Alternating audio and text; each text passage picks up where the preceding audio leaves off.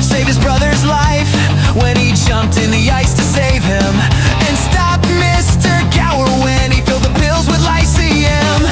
George barely feels down and out. He thinks he got the short straw in life, but no man with friends is a failure, especially with 4 kids and a wife.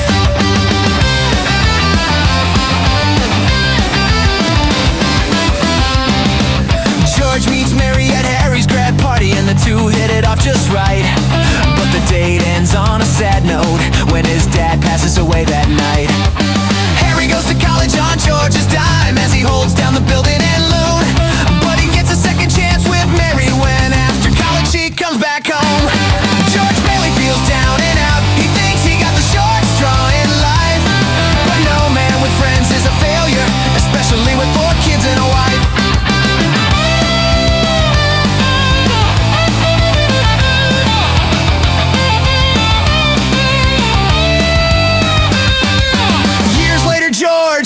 Town after the stock market crash. Instead of the town going to Potter, George gives him his honeymoon cash. George had to give up his dreams, but now he's got 4 kids and a home.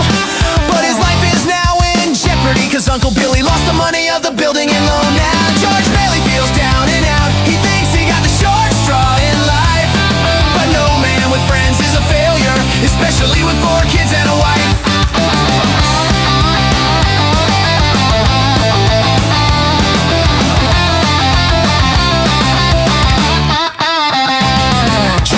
Home in anger and despair, then leaves to go to Martini's bar.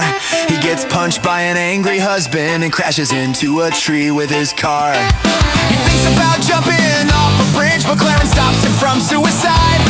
Clarence decides to grant his wish and shows him things if he was never alive.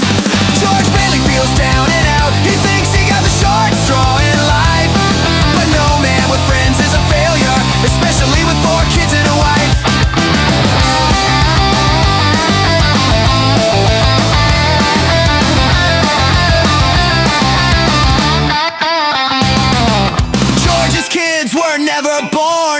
Now controls the town.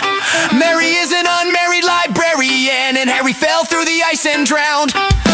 George wants to live again, and the town helps George out of his bind. Clarence gets his wings when a bell rings, and they all sing Auld Lang Syne.